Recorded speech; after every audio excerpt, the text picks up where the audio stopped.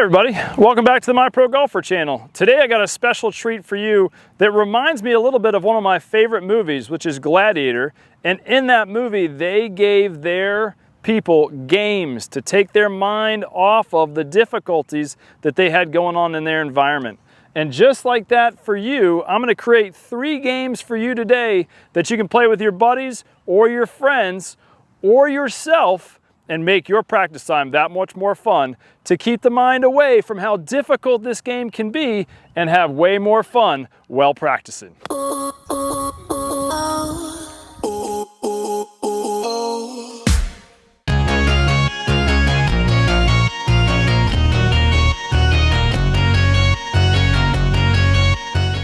Hey, thanks for watching today's episode. Here at My Pro Golfer, you know we like to keep things simple. And today, I've got a special gift for you to help you never miss a 5-foot putt again. Click the link below and download today. All right, so the first game is pretty simple. You can use it yourself. You can use it with the partner or somebody you're against. And you'll notice these golf balls all have my black line on it. So I pulled these 3 balls specifically out because they're the best conditioned balls that are in my shag bag of balls that are similar in characteristics for chipping. And so what I want to do is make sure that I'm chipping when it's important, like in a game or playing against somebody, that I play the ball as closely related as possible to the ball I use. So you see the yellow balls on the green? I would not recommend those balls. If you have a certain ball you like, do these drills with the ball you're going to be playing with. So this first one's called long, short, in. And the key is that you want to get yourself to feel the first ball go past that flag. And you can do it on your own. And what you're trying to do is just play around with different clubs and hit shots that go past. So like for me, that was supposed to go past. It's just short of pin high.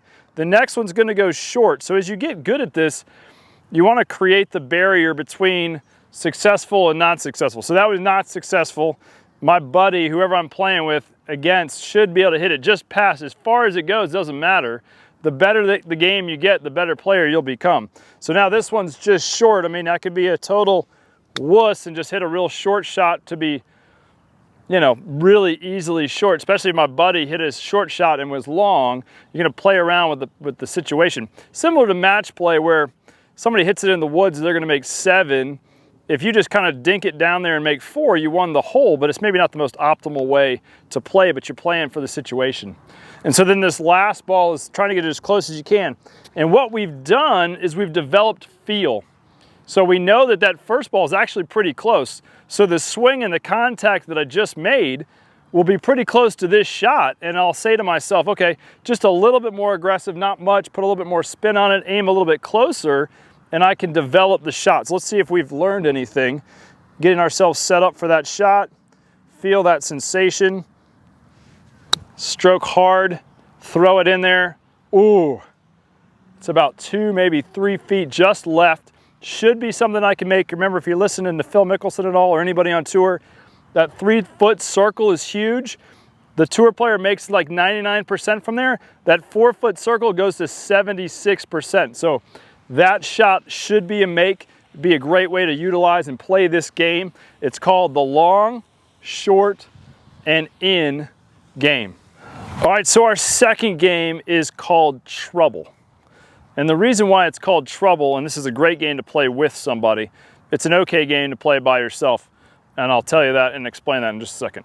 If you can see it here, and hopefully you can, I've got a fried egg golf ball on the side of a bunker, which is going to be very difficult. And my opponent, who's just me today, said we're going to hit this shot with an 8-iron.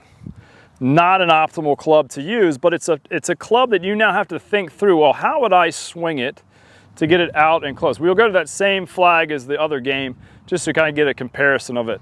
And so you've kind of got to say to yourself, well, how am I going to build my stance? How am I going to build my swing with an 8-iron? What do I got to do to manipulate this club to get it out and onto the green and hopefully hit it closer than my buddy? That if you play this game alone, that second player's got a huge advantage. Maybe do something like switch clubs, the next closest club 7 or 9, and make that kind of the way you'll play this game.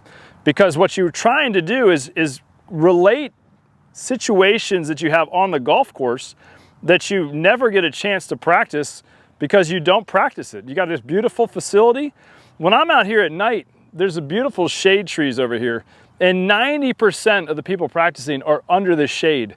Well, when do you get that opportunity to do that on the golf course? Set up an optimal situation. So put yourself in the position that you find every day on the golf course, a fried egg in the bunker side hill. Learn how to play the shot. The tour players don't be like, well, I'm gonna move this out and put it in the shade. They play that shot. So you gotta learn how to play it. So make games with yourself to utilize the situations that you see on the golf course. So 8-iron, not the best club for this. I'm gonna build a stance. And so in order to get this ball out, I've gotta get really wide because I don't wanna come too steep and hit the edge. I gotta get wide and soft to create enough loft to splash this ball out. So build my stance, kind of manipulate the club. I'm gonna open it way up, aim way left, kind of go out and across to see if I can just splash it out. Let's see if we can get it out on this hole. Okay, so look at that. So that was a really weak effort. Splash it out good. My opponent and myself could probably just be a little bit more aggressive on hitting that shot. You see how much sand that did. So let's try that shot again. Same club, build the same spot. We'll put it right behind it, dig that sucker in. And all I know I need to do now is be a little less steep, splash that sucker out a little less open so that the sand can go forward in this shot and hit that shot just a little bit better. A little bit more on top of it, a little bit more sand, a little bit more finishing the shot. Should get out and onto the green. And in all honesty, that would be a fairly successful shot. I would use a completely different club, maybe a pitching wedge, open the face a little bit more so that the steepness doesn't do it. But you look at what happens to the club, you're never really hitting the golf ball when you're in the bunker, you're taking out the sand. So I got about a 15-20 footer on that second ball, pretty happy. Play all around. You can see behind me there's trees, there's crazy rough, there's side hill lies. Pick shots you would never want to play, get good at them, learn how to play them. That's the way that you want to play this game that we've called Trouble. Hey, just want to remind you to not forget on getting your free gift below on how to never miss a 5-foot putt. All right, so we're on to our third game, and this is a fun game for everybody. You can do this whenever. It's called the CTP Challenge. So it's just closest to the pin challenge. And we're fortunate here at Summerfield Crossings Golf Club in the Garden to have multiple trees just to the right side of the range. I teach here right next to this beautiful pond, real close to the Shoreham area. Most of the warm-up for golf is over here. So we've got an optimal location, and here they've got the PDP membership, which gives you unlimited balls for like $60 a month, and then discounts on golf depending on what time it is. So if you've got that kind of option, this is a great game because you can hit as many balls as you want and not be worried about it. If you got a bucket of balls, this may not be the best drill for you based on your budget and income, because we're gonna hit a lot of little shots here, which optimally will be more fun to do and will develop your feel. So I've got these first 4 trees right here. The first one there is 41 yards. The second one is 50. The third one is 68. And that fourth one on the left with all the Spanish moss is 71. So we got basically 40. Let me just double check that one.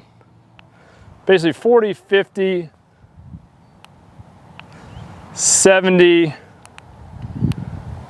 and 70. So you got some areas to work with. A little short of 70, a little long of 70. So you're gonna grab whatever club that you want to hit into that spot. For me, it's gonna be my 60-degree wedge. I do a lot with my 60-degree. And so with your opponent or with yourself, you're just trying to hit those spots. And as you get better and better at it, you're gonna say to yourself, I'm gonna hit it just a little long, and you're gonna start to call out the yardage. So I'm gonna go on this first CTP to the 60-yard tree, and I'm gonna try to hit it sort of at the base so that I know that it's a 60-yard shot. If I hit a little bit thin and a little bit long, so now I'm gonna try to go short of it.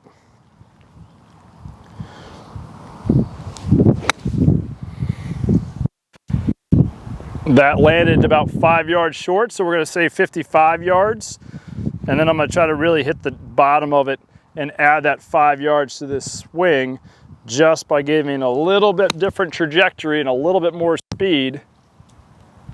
Boom, that went just over it. You can actually see it drop and knock a pine cone down. That's the way I want you to practice the CTP Challenge. It's a great way to really start calling out your numbers, getting a feel for the strike, and putting a little bit of pressure on yourself to be more precise in your practice to help you get way better at this complex game. So I hope you all enjoyed this episode of How to Play Golf. It's a great opportunity to practice these games so that you get less worn down on the range. You really have some fun and kind of create a competition with yourself or with your teammates or buddies or girlfriends that will allow you to kind of play more like you're going to play on the golf course. Kind of put yourself in the situation where you've got to think through a shot that matters for score. It's called variable practice, and it just means that you change it up enough to give yourself similarities that are going to be on the golf course that'll help you be a better player. If you like this episode, like it. If you like it, subscribe. We'll see you next Thursday at 6 a.m.